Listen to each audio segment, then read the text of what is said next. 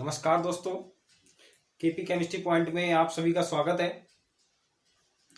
आज हम जिस टॉपिक पे चर्चा करने वाले हैं वो हमारा ऑर्डर ऑफ रिएक्शन, जैसे हमने पढ़ी थी पिछली क्लास में।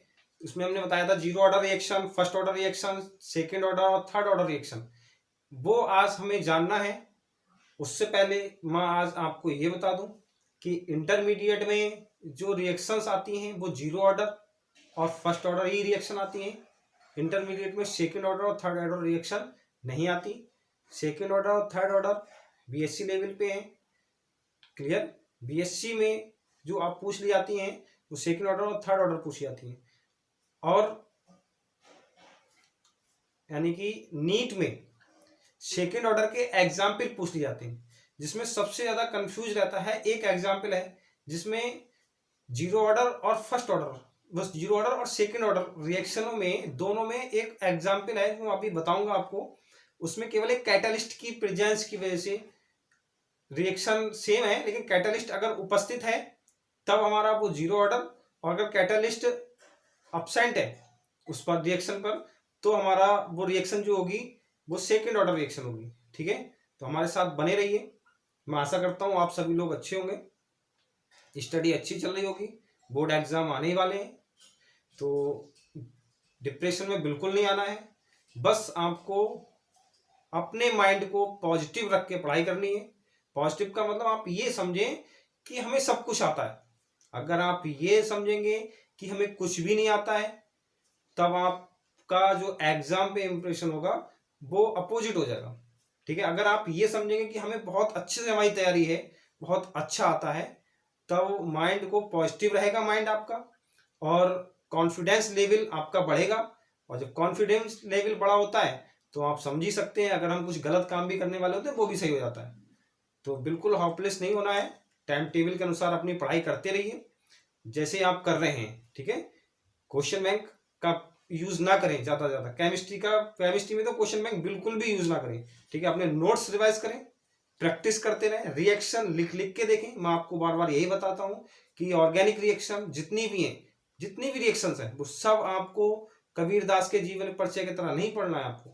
आपको रिएक्शंस केवल बार बार लिख के देखना है। एक रिएक्शन 5 बार लिखिए, ऑटोमेटिक वो रिएक्शन आपकी तैयार हो जाएगी। ठीक है, तो अपने टॉपिक पे हम आते हैं। हमारा जो टॉपिक है जीरो ऑर्डर रिएक्शन। ठीक है, क्या होती है जीरो ऑर्डर रिएक्शन ये आपको जानना है। ठीक है, जीरो ऑर्डर रिएक्शन यानी कि इसमें जो होगी हमारी अभिक्रिया की दर जो होगी वो अभिकारक की सांद्रता पर निर्भर नहीं करती। सबसे बड़ा पॉइंट आपको ये जानना है। ऑब्जेक्टिव में क्वेश्चन ये बनता है कि वह कौन सी अभिक्रियाई कोटि है जो हमारे किस पे निर्भर, अभिकारकों की सांद्रता पर निर्भर नहीं करती। क्लियर? वो कौन सी कोटि है भाई? शून्य कोटि की अभिक्रिया। शून्य कोटि की अभिक्रिया शून्य घातांक पर निर्भर करती है, यानी शून्य घातांक का मतलब अभिकारकों की सांद्रता पर निर्भर ही नहीं करती। यही पॉइंट लिखा हुआ है, वह अभिक्रिया जिसकी दर अभिकारकों की सांद्रता पर निर्भर नहीं करती है क्या कहलाती है? शून्य कोटि की अभिक्रिया कहलाती है। क्लियर? यानी कि कुछ एग्जाम्पल नीचे लिखे हुए हैं। शून्य कोटि की अभिक्रिया की जो दर है, दर समीकरण वो निम्न प्रकार है। क्या है देख लीजिए भाई। माना हमने एक अभिक्रिया मानी जिसमें अभिकारक ए है, प्रोडक्ट पी बन रहा है। क्लियर? जब हम रेट ऑफ रिएक्शन निकालेंगे तो के यानी कि हमने बताया किसी भी अभिकारक की सांद्रता हम लिखें तो ब्रैकेट में लिखते हैं। ठीक है, इसमें ब्रैकेट में लिखेंगे मोलर सांद्रता जो कहलाती है इसकी हमारी। ठीक है, एक्टिव मास। अब इसमें हमारा क्या हो गया, ए अभिकारक है हमारी, इसकी घातांक किसके? शून्य पर।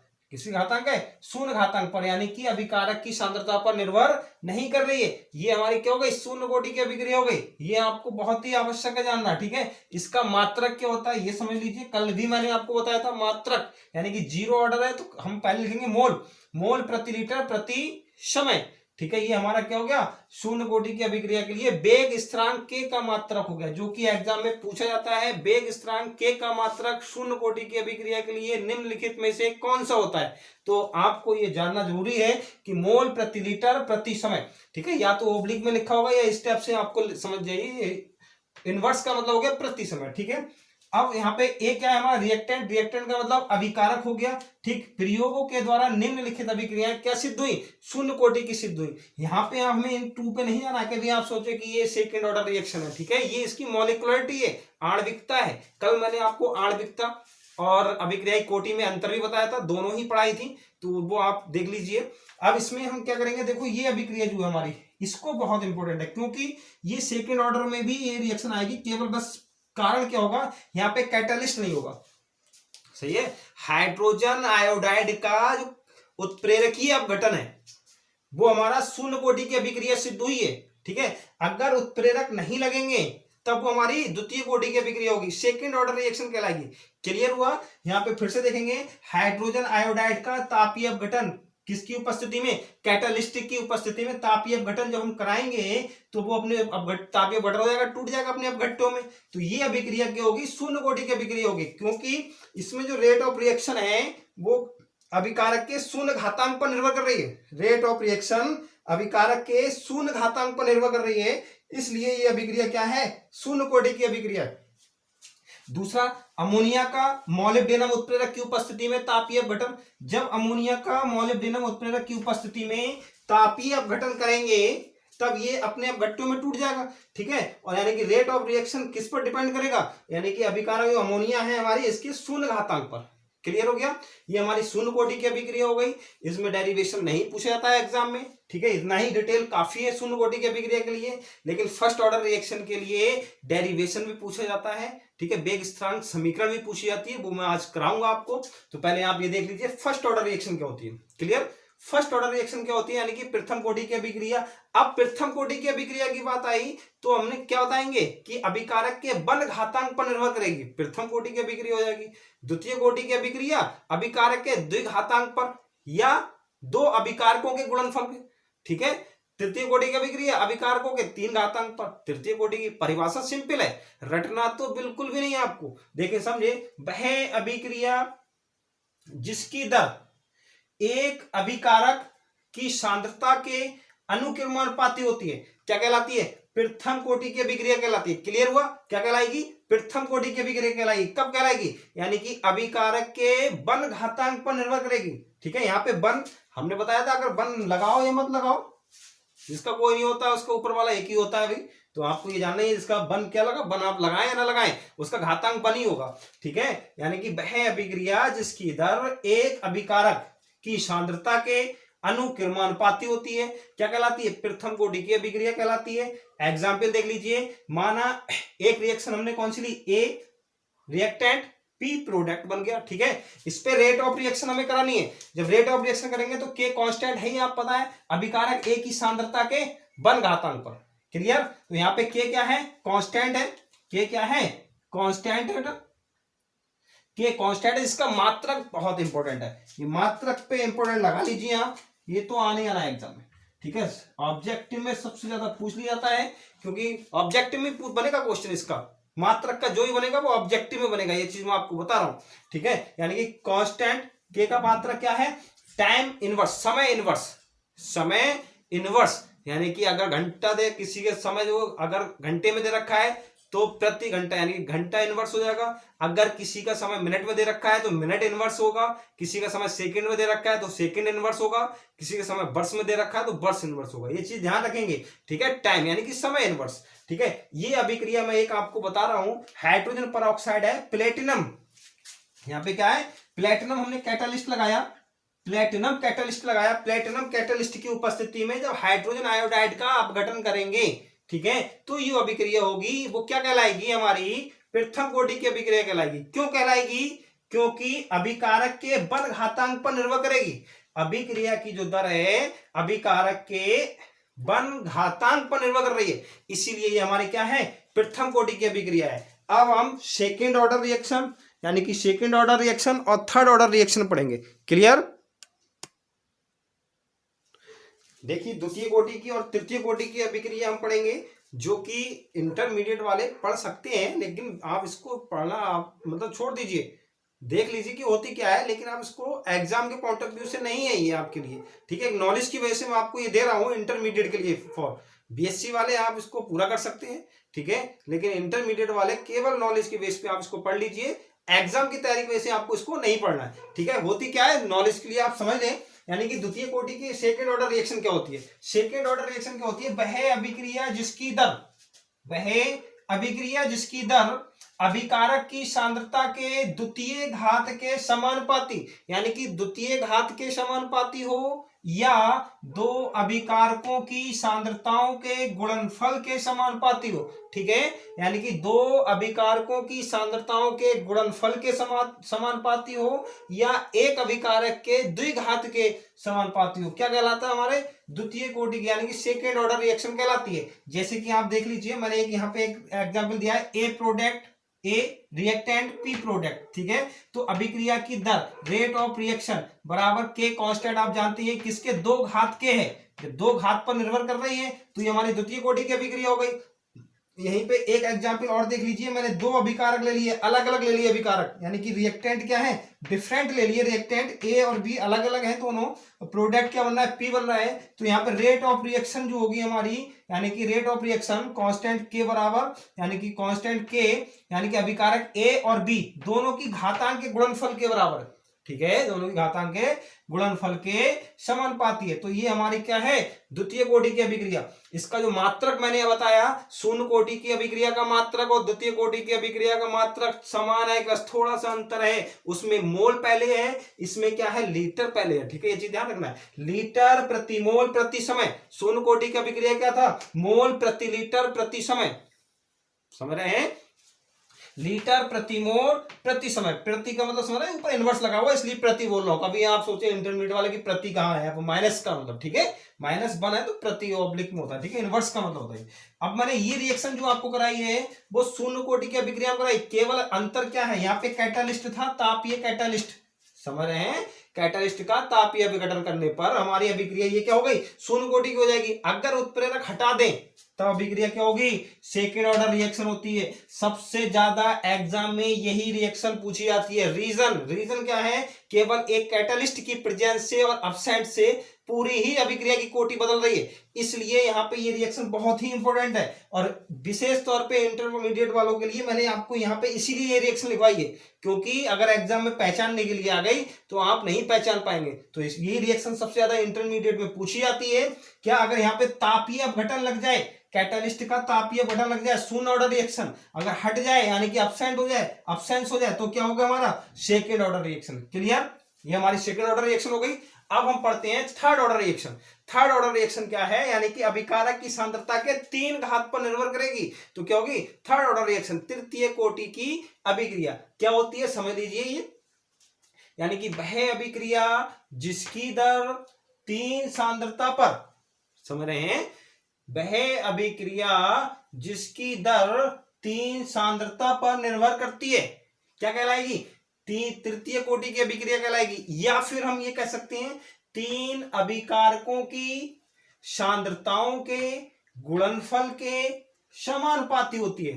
क्लियर, 3 अभिकारकों की सांद्रताओं के गुणनफल के समानुपाती होती है, क्या कहलाती है, तृतीय कोटि की अभिक्रिया कहलाती है। क्लियर हुआ, क्या हुई, तृतीय कोटि की अभिक्रिया। फिर से देखें, वह अभिक्रिया जिसकी दर 3 सांद्रता पर निर्भर करती है, तृतीय कोटि की अभिक्रिया कहलाती है। हमने यहाँ पे एग्जाम्पल देख लीजिए, ए कोई भी रिएक्टेंट है, पी प्रोडक्ट बन रहा है हमारा।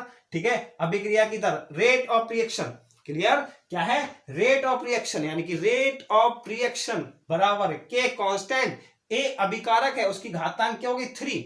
क्लियर, 3 घातांक पर निर्भर करे, तृतीय कोटि की अभिक्रिया है। ठीक है, अब यहाँ पे देखो तीनों रिएक्टेंट हमने डिफरेंट ले लिए, अलग अलग, तीनों रिएक्टेंट हमने क्या लिए, अलग अलग लिए, डिफरेंट लिए। हम यहाँ पे प्रोडक्ट पी बन रहा है हमारा, तो अभिक्रिया की जो दर होगी वो यहाँ पे के कांस्टेंट, यानी कि अभिकारक ए की वन घातांक, बी की वन घातांक, सी की वन घातांक, यानी कि इन तीनों के गुणनफल के क्या है, समानुपाती है। तो क्या है हमारी तृतीय कोटि की अभिक्रिया।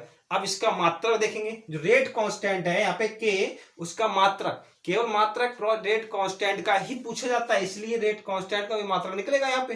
सही है, तो क्या निकल के आएगा भाई, लीटर स्क्वायर प्रति मोल स्क्वायर प्रति समय। ये हमारा थर्ड ऑर्डर रिएक्शन के लिए रेट कांस्टेंट यानी कि के का मात्रक है। क्लियर, यहाँ पे मैंने एक एग्जाम्पल दिया है, i plus I plus A R, यहाँ पे 2i भी लिख सकते हैं हम इसको। ठीक है, कभी आप सोचो कि i प्लस आई कर दिया, यहाँ पे 2i भी हम कर सकते हैं। ठीक है, प्रोडक्ट क्या बनेगा i2 प्लस ए आर। ठीक है, i2 प्लस ए आर, यहाँ i2 नहीं कर सकते, ठीक है, यहाँ 2i कर सकते हैं। कभी आप सोचो कि यहाँ पे I2 कर देंगे, यहाँ पे 2I करेंगे, यहाँ पे I2 करेंगे, ठीक है। अब यहाँ पे रेट ऑफ रिएक्शन यानी कि अभिक्रिया की दर बराबर यानी कि K और हमारा अभिकारक A की घातांक 2 है। ऐसा नहीं कि ये 2 है तो 2 लगा दे, लेकिन डिपेंड निर्भर कर रही है इस पे 2 पे, ठीक है। और AR की घातांक 1 पे, ठीक है, सांद्रता की घातांक 1 पर निर्भर कर रही है। ये हमारी क्या हो गई, थर्ड ऑर्डर रिएक्शन।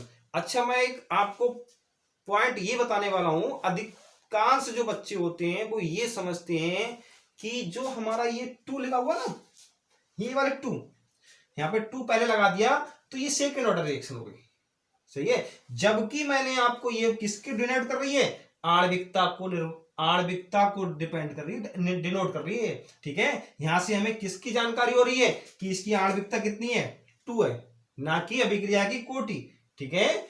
कभी आप सोचे कि किसी रिएक्टेंट से पहले 2 लग जाए या 3 लग जाए तो वो सेकंड ऑर्डर और थर्ड ऑर्डर रिएक्शन हो गई, ऐसा कुछ भी नहीं है। जबकि वो हमारे 2 और 3 जब लगने पर वो क्या डिपेंड करती है, आणविकता, यानी कि किस पर वो क्या डिनोट करेगी, आणविकता डिनोट करेगी, यानी कि उससे हमें किसका ज्ञान होगा, आणविकता का ज्ञान होगा। और आणविकता आप जानते हैं, कल मैंने कराई है, क्या होती है, एक पूर्ण संख्या होती है। आणविकता क्या होती है, एक पूर्ण संख्या होती है, क्लियर। और जबकि अभिक्रिया की कोटि भिन्नात्मक, जब भिन्नात्मक है तो दशमलव में होगी, ठीक है, ऋणात्मक हो गई।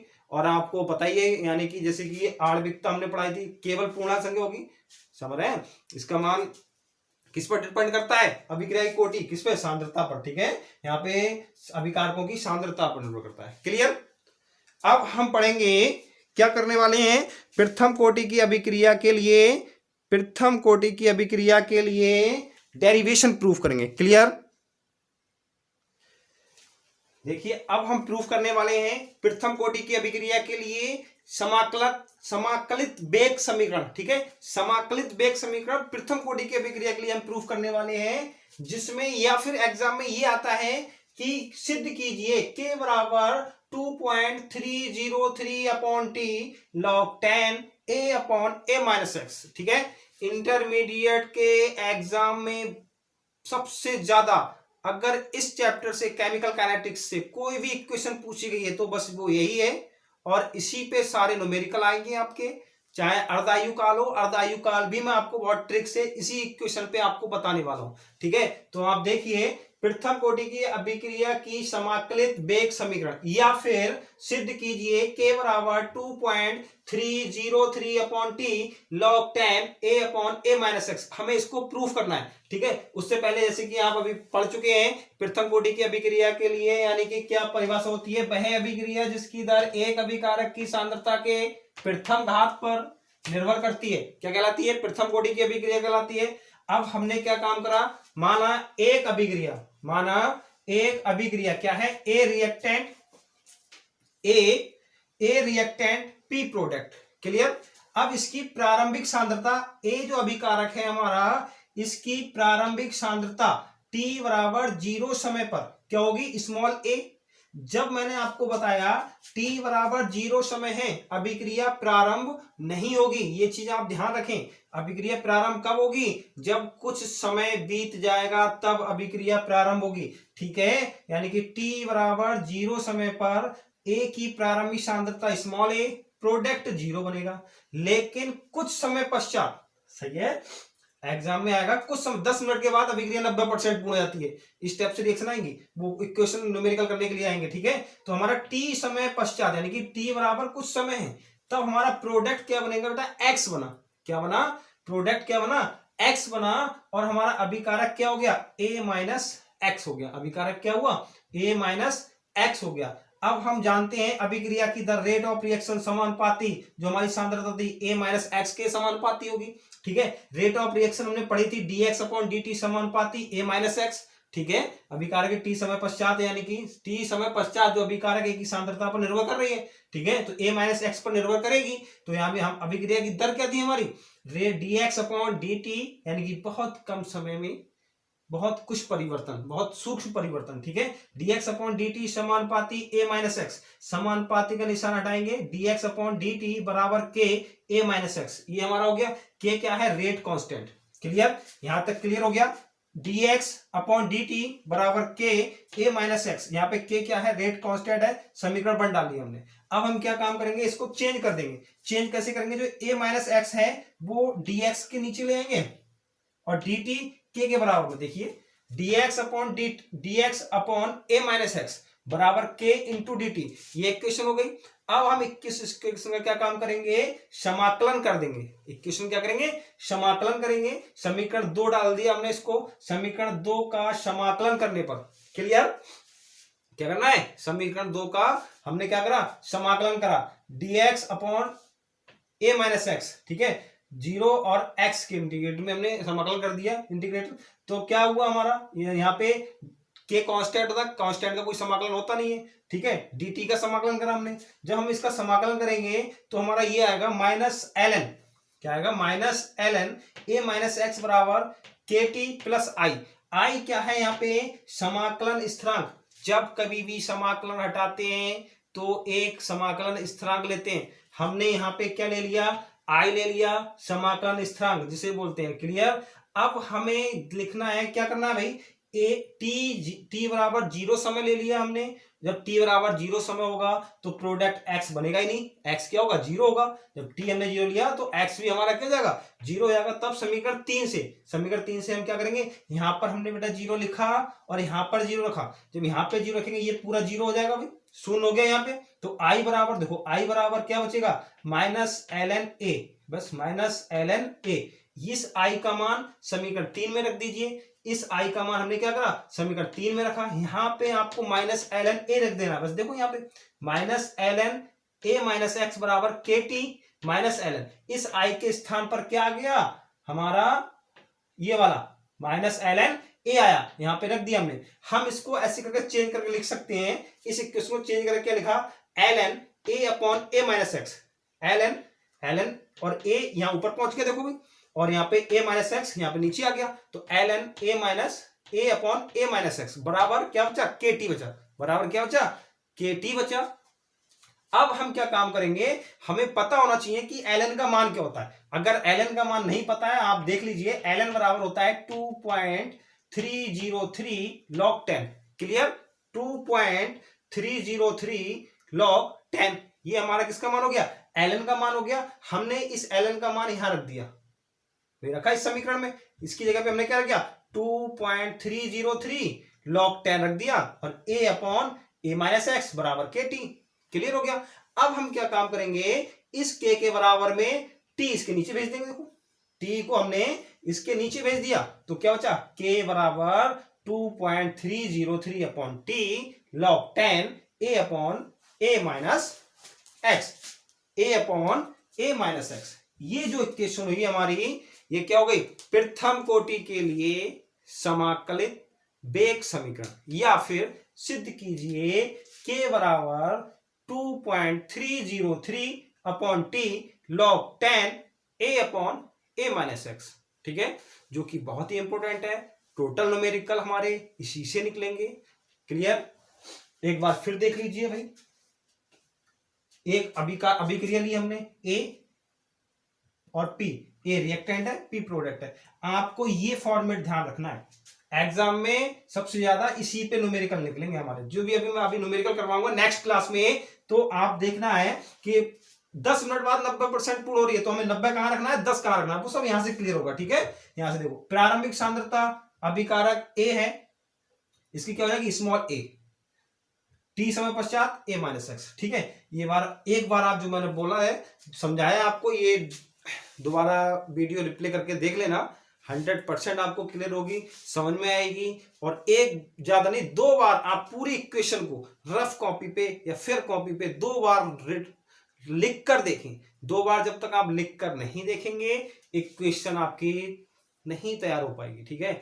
मैथमेटिक्स वाले क्या, बायोलॉजी वाले क्या, कोई भी स्टूडेंट सही, जब तक आप पढ़ोगे नहीं तब तक इक्वेशन समझ में ही नहीं आएगी और ना ही आपसे सॉल्व हो पाएगी। तो ऐसा नहीं है जो बायोलॉजी वाले सोचते हैं हमें मैथ नहीं आता है तो हम क्या काम करेंगे, इस इक्वेशन छोड़ देंगे, ऐसा कुछ नहीं है। ये इक्वेशन नहीं छोड़नी है। केमिस्ट्री अगर आपको पढ़नी है तो ये इक्वेशन आपको पढ़ना पड़ेगी, क्योंकि न्यूमेरिकल जो है प्रथम कोटि की अभिक्रिया के अधिकतर एग्जाम में, नीट में क्या, जेई में क्या, सभी में एग्जाम में पूछे जाते हैं, क्लियर। आज के लिए बस इतना ही, कल फिर मिलते हैं।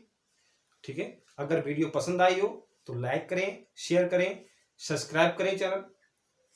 Thank you very much. खुश रहिए, मस्त रहिए, पढ़ते रहिए और अपने से बड़ों का सम्मान कीजिए। बाकी एग्जाम की ज़्यादा टेंशन ना लें, फ्री माइंड पढ़ें। Thank you very much.